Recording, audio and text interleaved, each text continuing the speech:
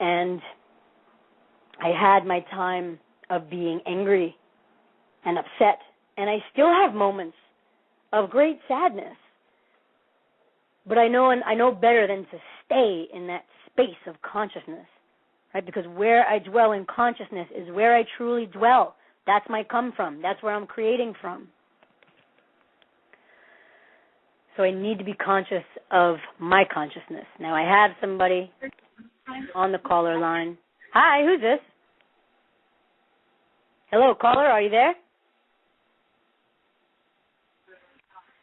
I am. Hi, who's this? This is Benton Hall. Benton Hall. Glad you could finally make it. It is my pleasure to be on here tonight. How are you doing, Siobhan? I'm doing good. I've been talking about many different things tonight. You're talking about martial law and the government having authority over people, and now that you've woken up, you're aware of your surroundings and that it's all voluntary, would you say? Yeah, it is. I'm just going to finish what I was saying before I introduce you to our listeners tonight. Go ahead and finish up. I'm at the post office, so do your thing, all right? Okay. But what I wanted to just finish up, guys, with was that I may still have those moments of sadness, but like I said, I know better than to dwell in that space of sadness or anger, because then that's where I'm creating from. And so I'm opting to be responsible for my energy and responsible for my thinking. So as the governor of my energies, I know that I must shift where I'm coming from and where I'm creating from, lest I create something from anger and upset and sadness, right? Because that's what I'll get back. I'm not only a believer, but I'm a knower of that what I put out into the world comes back to me. I've experienced this in my life all the time. I see the manifestations of my thought regularly. So it's the same principles that apply to this situation that seems so huge and so big, applying those same principles to this to really create the most effective change and shift that we can. So, without further ado, everybody, I want to introduce you to my very special guest, Benton Hall from Creditors In Commerce. We had a little glitch with the timing, but we're together now, and I'm very happy to have him on. So welcome, Benton. Thank you for calling in. Oh, my pleasure. Now, would you agree with me that we have a perfect government, Siobhan? Well, when I look at it in the context of the government being a company, it is perfect for what it is. It has its goals. It has its project. Well, I think the definition of perfect is whole or complete. Now, don't they have the republic side for the people who want to be in the republic and the democracy for those who want to run around in there too? They have it for both sides. The question is what side do you want to be on? Do you want to be under the democracy rule or do you want to be under the Republican rule? But you will be governed. Either you will govern yourself or govern for you. It's one or the other. You can't just run around in commerce creating conflict. So you all will govern yourselves or you will be governed. It's one or the other. Well, I think this government's perfect. They give us everything we want. But some people are arguing, they got martial law and this and that over you. Well, if they enforce martial law, then you might as well all give up now anyway, right? So why don't you seek out an alternative way, like working with your brother, trying to resolve the issue immediately rather than to argue facts and dispute things. I'm here for one purpose, and that's the resolution of all things before me. Siobhan, you were asking me what I think the definition of a creditor is and a debtor might be. Right. Well, a creditor is one to whom an obligation is owed, and a debtor is one who owes an obligation. Now, in the sense that of the spiritual way, I would say that a creditor is one who seeks out to resolve everything before him or her. And a debtor is one who just wishes to feed off the public and wishes to feed off all those around them, like a what is it, a rapacious molech, one who eats its own. Like a parasite.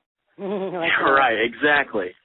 So we're doing some cool things. Siobhan, I know you were doing your court case thing, and we were going to go in and start asking for the charging instrument, and we've delved into some new ideas on that if you guys want to get into that. But what questions do you have for me tonight? Well, I just have some kind of basic questions, and then I'd love us to free flow a little bit. But okay. Well, thank you for defining, technically creditor and debtor.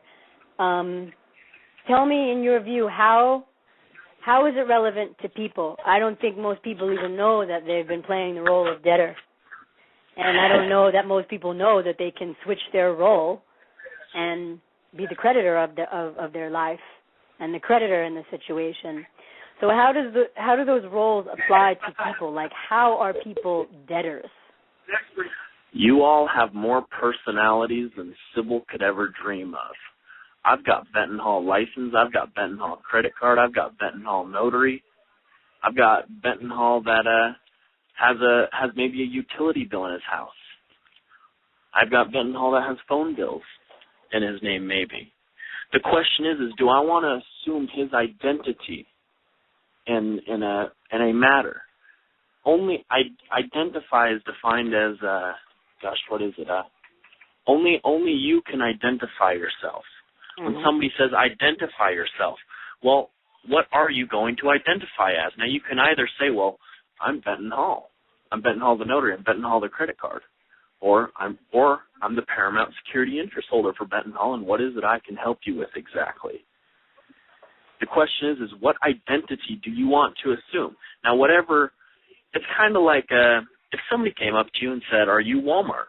Well, I'm the authorized representative for Walmart. What can I do for you?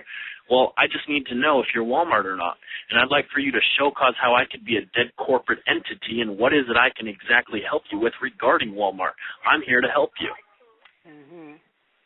So for those who might not be familiar, there's a distinction then from your name, let's say. And really, at the core of it, we're all nameless, right? When we came onto the planet before somebody called us a name, whether our parents or a guardian or whoever. We didn't have a name.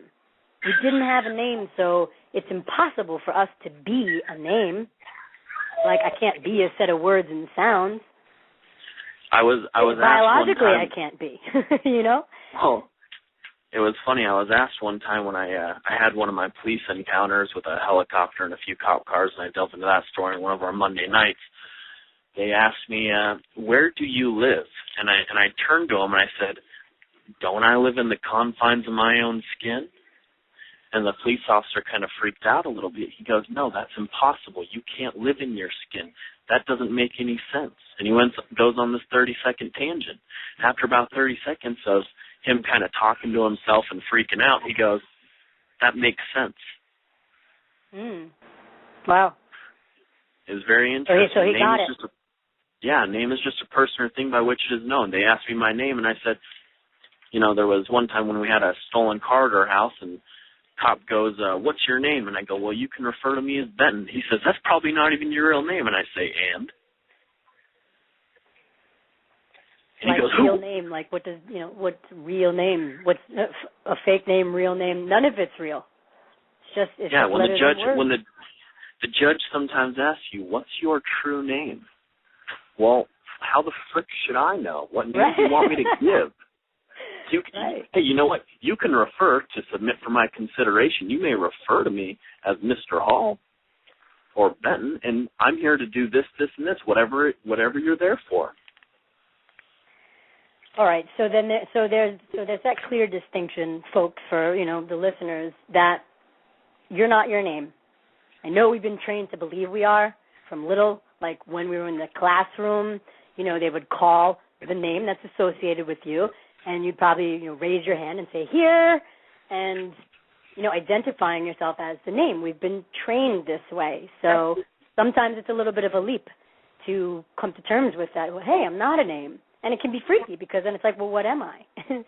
which is part of the journey. the exploration of the self and discovering, well, what am I without the name that I thought I was? So that's where Benton's coming from, guys, is that, the debtor is the name. And that's not you. So you're only the debtor when you agree to be. Right? I'm the debtor when I agree to be, and I might not even know I'm agreeing to be. And that's been the state for a lot of people. Like, I didn't know prior to 2 years ago that I had all sorts of contracts that I've agreed to, and that when I would argue performing on the contract, well, then I'd have to pay up, or like this last time, they threw me in jail a couple of times because I was reneging on my contracts that I didn't know I had.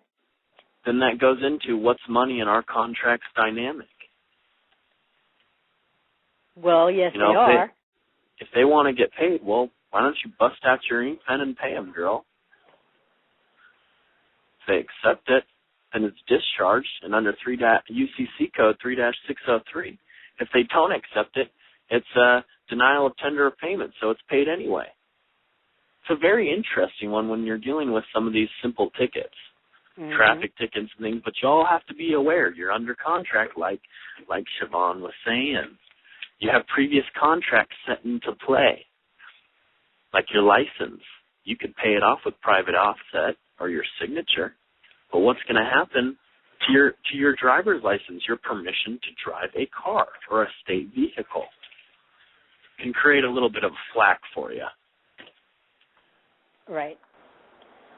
Well, can you take us a little bit in this area of, sorry, get my phone call to shut that off, of the spiritual implications of this? So we've defined debtor, creditor, very briefly went over sort of what that means at the technical. What do you think it means at the level of our spirituality? I know I've watched some of Brandon Adams' videos and listened to your father a bunch of times, and I get it. It's like the creditor brings resolution, seeks peace with their fellow brother and sister of humanity, because we truly are connected and we're all one. So when we bring argument to another, we're bringing argument to ourselves. We're creating controversy within our own self and what appears to be the other. So in your view, what does it mean to be a creditor spiritually, and what does it mean to be a debtor spiritually? Well, a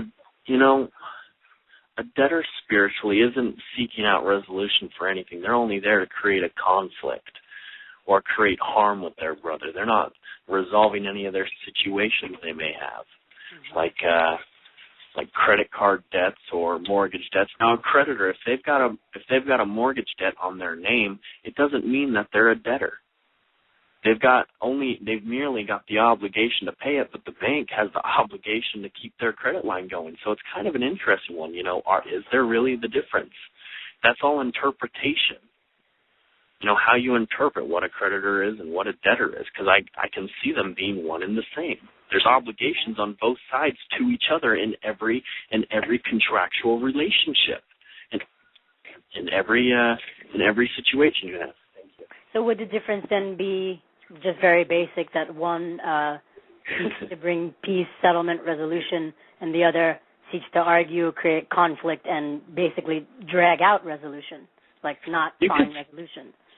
You could say that, yeah. And somebody asks, who are you? Mm-hmm. Well, that's what's your capacity, and depending on what your capacity is, I could say I am that I am. When Moses was asked at the burning bush, I think that's what it is. They said, who shall I say sent you?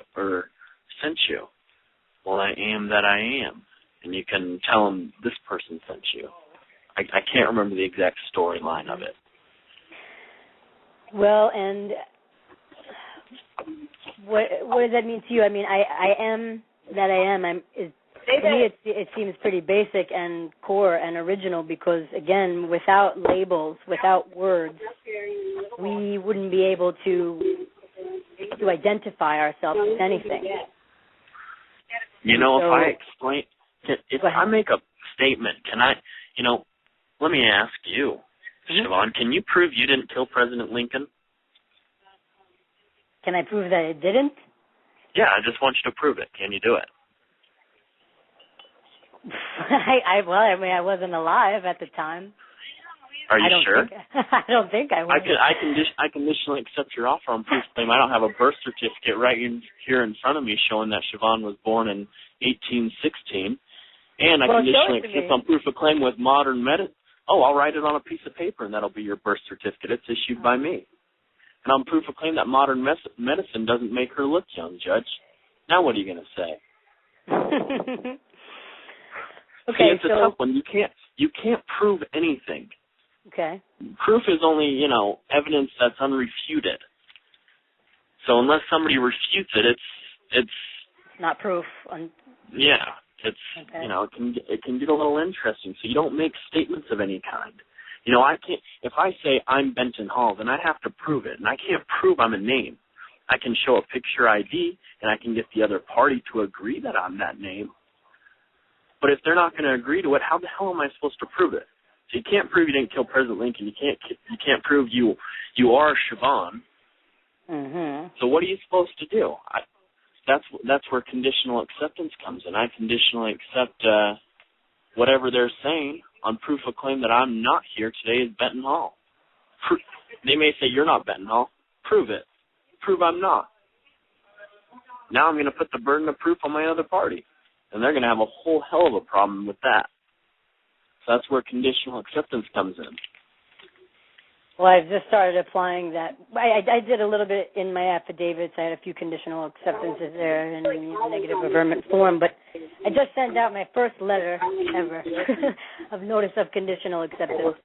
And, it felt good writing it. It felt good to be addressing the situation instead of running from it. Like in the past, I would just really ignore stuff. Like I didn't want to deal with it. Something would come, a ticket, and I'd be like, screw this.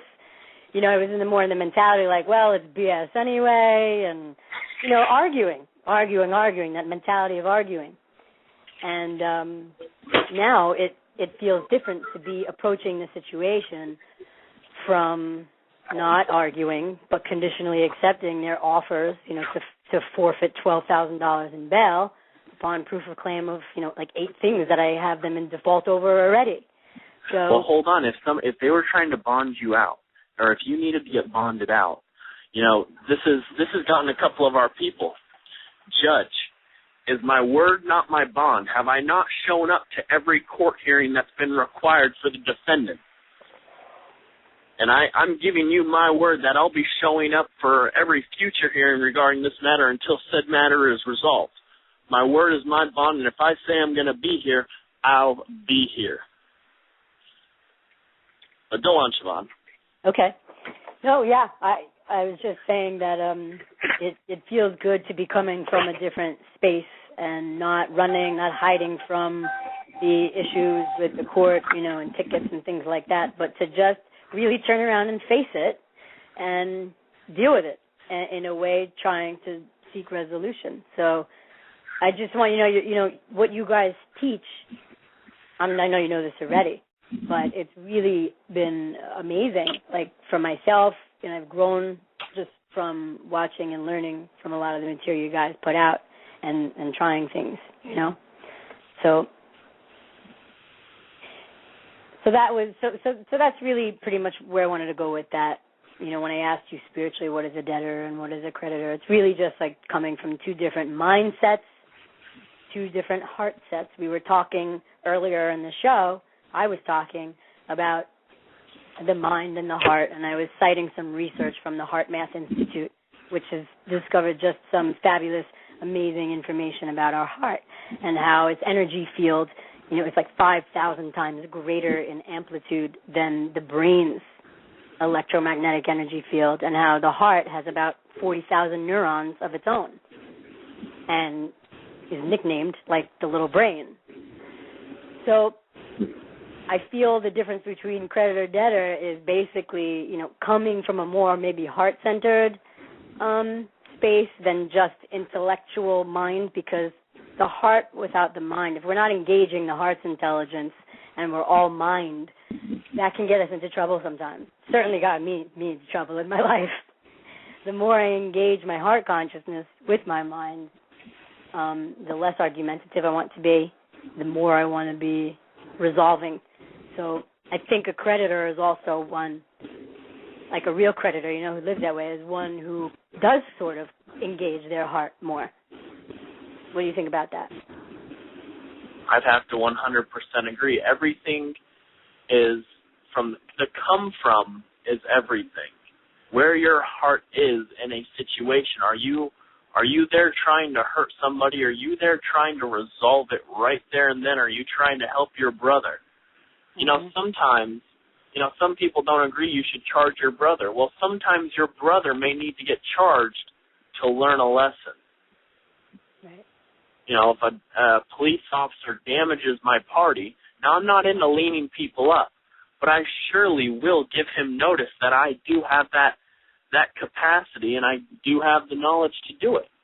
Are you sure you want to be liable for an X amount of dollar fine for assaulting my person for assault and even battery? Are you sure? Mm-hmm. Are you sure I can't garnish your paychecks in your house and any assets or derivatives that you have in your name? Cost many a man life or fortune for what he was not sure of. Now, I may only want to do that, may lean him up, but then I may give everything back to him. Mm-hmm. Just to teach him a lesson. Look, brother, you're out rousting the cattle up. What do you think's going to happen when you roust enough of them up? Now, people do not go against this government with guns or anything else. I'm telling you, they got jet fighters and satellites and all sorts of crazy things we've never even heard of. Battleships. I mean, even thinking about going up against them with weapons, forget about it. Throw that out of your mindset. It ain't happening. You beat them in a knife fight, they're going to come back with two guys with a couple guns. You beat them in a gunfight, they're going to come back with a SWAT team and a few other things. You beat them that, they may bring the army. Don't even try it. It ain't even going to be in your mindset that you're going to win. Now, paperwork-wise and a few things, well, that's a little bit of a different story. I surely think you can beat them because you are the sovereign. You are the authority. I had a couple things written down that I'm not in front of. But the Declaration of Independence, all men are created equal. What does that really mean? We have unalienable rights that were given to us by our Creator. It's very interesting. They took an oath of office to protect the Constitution. A lot of your constitutional rights, they're right there. Fourth Amendment Constitution to be safe and secure in your person. From unreasonable searches and seizures. It can get very interesting. Mm-hmm. So much. What else do we have, Siobhan? So much comes to mind. There's just talk about this stuff for hours. I know. Yeah. Just really. I would like to give notice though. If y'all know Brandon Adams, Jack Smith, and Gordon Hall, and you like their teaching, they will be doing a seminar in Scottsdale, Arizona, on August 24th, 25th, and 26th of this month. So I did hear about that. I did want to go. If you can go, people, I would go. I'm not able to make it, but it's going to be a lot of fun. I'm going to change things up for this seminar. Some mock trials and things are going to get a little interesting. Where we play rollout, if you didn't know that, and we're going to give examples, and it's going to be on how to resolve debts, whether it be a mortgage debt, a credit card debt, a freaking criminal debt. Mm-hmm. It's all the same. It's all just a debt, and it has to be resolved. The question is how do you go about it, in what situation? And the more important thing you all have to remember is contracts are dynamic. They move every day, everywhere. The famous quote by Justice Michael Massmano, even the most ironclad contracts can be cut into by the acetylene torch of parole modification, and parole can be speech or writing. So cut into by speech or writing.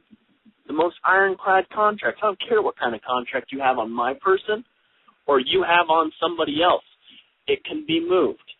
And that's where we come in. How to hold your contract. Mm-hmm. So yeah. it's very, very interesting. Definitely. And holding one's contract requires like some balls, right, to begin with, because a lot of us, are kind of scared at first, and I'm still working through my fears, I've already felt like I worked through a lot, and there's still more. But I feel like that's very critical to be able to hold a contract. One has to not really engage the fear, but engage their own personal power and really, really stand in that. What do you? Well, just from your own experience, I know I gave you this question earlier when we were talking on Facebook, but I'm curious to know what your mental barriers have been, if there have been any. What was the biggest leap for you in your journey of understanding these things and exercising your authority over your life in a situation with police or in a situation with a judge or a court or some debt collector? What's the biggest mental leap you found required to make this transition? Come from. It's the number one thing. Is the number one thing when you're dealing with officers, judges, or anyone else, because they do have power and they can create a lot of flattened problems for you. Doesn't mean you can't defeat them, but that's not what you're there to do, is create problems. So I'm telling you, it's the come from, and people practice continually. Say whatever you're preparing for, or even it's not a certain situation, you have to repeat over and over and over ahead. Write it down on a letter. Because when you're in that situation, it's like, if any of you have ever been skydiving, I went this last weekend, and it was a very interesting experience. Kind of a near-death one, but that's okay. Oh, my God. You are at hyper-speed mode. The most simplest task becomes difficult. I'm looking at my altimeter and trying to do things, and I'm flipping around in the air, and my most simplest task, my basics, went right out the window when I got in that situation because I didn't practice enough. Now, in some other situations, like I had a meeting with an FBI agent and a detective a couple weeks ago, and I go into on Gordon Hall's Monday night. If you all don't know how to get to that, I'll give my phone number and email out, and you can get to that after this call. Okay. I delved into how I had that meeting, and it was regarding some paperwork I may or may have not notarized, and whether I knew this guy. And they also asked me if I'm a sovereign citizen. They had a few questions for me, but in the beginning, I tell it, as that started out, my mind went blank. Now, I do this all day long, people. I practice every day. I'm helping people practice. I'm putting things together, and I'm writing them down over and over and over again. My mind went blank, and I said, oh, shit, to myself. Literally. Yeah. But as soon as they opened their mouths, my body just reacted. My subconscious took over and just started throwing things back. Wow. I was quite amazed at it. I wasn't thinking about it at the time, but as I went back and reviewed what happened, it was quite amazing of what was coming out, because I had a nice answer for it. They kept, at one point they like I said, they asked me if I was a sovereign citizen. And I said, well, do you know what that is? And she goes, mm-hmm. And I go, I conditionally accept your offer on proof claim I wasn't merely a third-party witness in that matter, and da-da-da-da-da. And I asked her, she knew what it was. So obviously she knew it was an oxymoron, I would suppose. Then she goes, she kind of giggles and laughs and says, okay, are you a sovereign citizen? And I go, isn't that an oxymoron? Sovereign being the authority. Isn't the sovereign the authority? And isn't a citizen under one's authority? Mm-hmm. And where's the paperwork you keep talking about? And what's the problem with it? Where is it? What's the defect in it? So I go into that on the Monday night. You all might enjoy that one. very, very interesting one I had with them. And they were very professional, and I appreciate them coming out and giving Benton Hall a nice little test to see whether he would break weak or not. Right, because you got to keep sharp, so may get tested every now and then. Practice, people. Practice in the mirror. Practice with your friends. Teaching people is going to be your greatest asset, because as you teach people, they're going to ask you questions like, well, what is A for V, and why does your signature work like that? And then you're going to go back to yourself and say, wow, that's an interesting question. Why does it work? Well, first of all, I stuck a contract with it, and under HCR 192, my signature is set off, and that goes into it a little bit, where they took away all legal titles and a few history things. But, again, what's money? It's just an exchanging instrument. So if I exchange my signature for a line of credit, where did they give me anything of substance in the first place? Right. So I can discharge the debt. It's kind of interesting. Your loan is approved for your home. Did they give you a home, or did they give you a line of credit for your home? So how are they? And it's my understanding that the signature is what creates the credit. So they're not lending you anything to begin with because they don't have it to begin with, because your credit creates it, and they don't lend from their reserves. They fractionalize the money. But you created an obligation to start paying in Fed notes. Right. And that's where you have to reverse the obligation by way of a private administrative process, and that's what we're going to delve into in the August 24th, 25th, and 26th seminar. How to resolve that by way of a private administrative record, and more importantly, how to enforce that. Sounds very exciting. And it is exciting to know that we are the creditors of the money. We create it with our signature. We're the source of the production. We're the life energy, that creates things.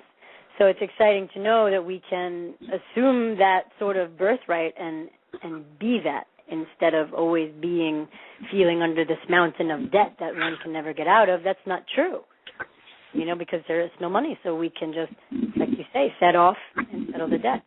And I just wanted to point something interesting out that you said when you were sharing your experience with us. And you said when the mind went blank for that moment or a few seconds, something took over, like subconscious, your body, you just knew what to do. And I just want to say that is a result of, I believe that's a result of the practice you're talking about, because as we take on a new way of being and thinking, like I was talking about earlier in the first hour, this ties into epigenetics, that we have control above the genes. Like, that's another false paradigm, is that we're victims of our genetics. That's not true. We now know, right, because the truth is relative. It's getting deeper every time you look further in. But we know that our thoughts, our emotions, nutrition, stress, all of these factors constantly program our DNA. We're constantly modifying, reprogramming the information written in our DNA, in our genetic code. So, I would make that connection that you have practiced so much so, you have lived it so much so, you be it, you are it, you purpose to be it, that in the moment you needed to be it, really well, your body, you knew what to do. Something kicked in, and that's because you're rewriting your genetics every time you solidify these paradigms.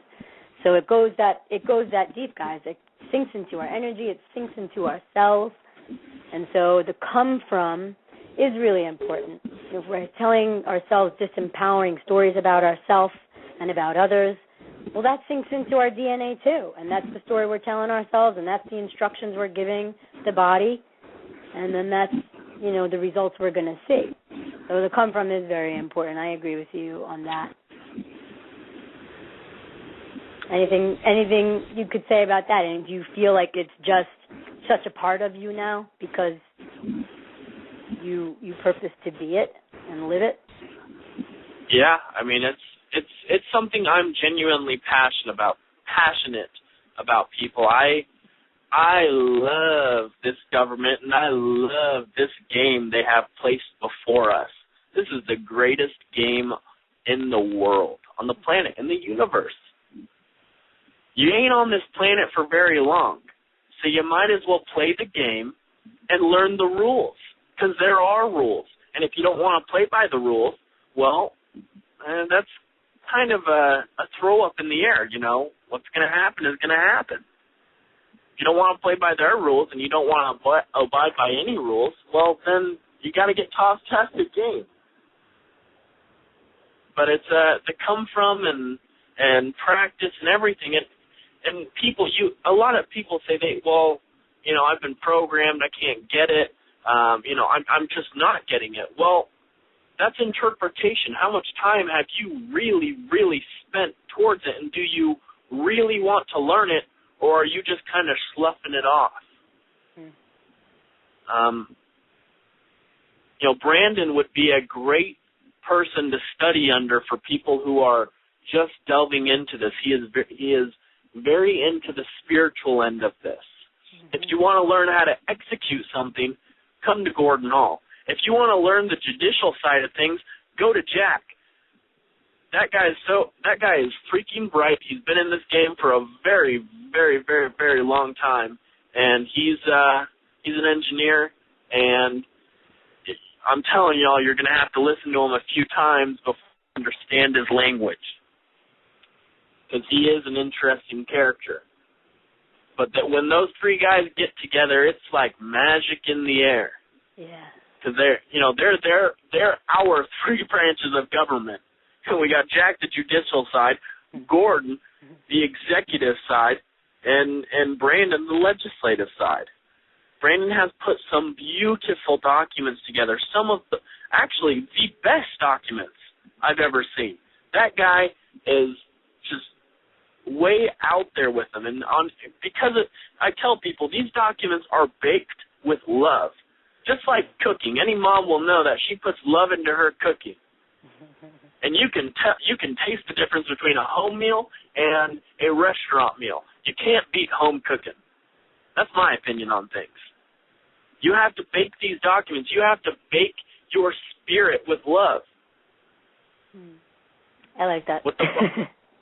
I mean, this is getting into other things, but it's... It's all connected. It really is. That's more of the come from. Like loving ourselves, loving what we're doing. There was a couple of points since that, that first arrest and going through my process and my administrative process and writing things. And there were times where I found I wanted to be argumentative with them, Not only now have I kind of made a little bit of a change in my own attitude of my own come from. But I tell you that the debtor mentality kicks up. And so I understand what people are saying when it's tough because of the programming, but it still is a choice. Really people, it's like, it's still a choice then. Once you know it's your programming, then you're obviously not ignorant to that anymore. So what are you going to do now?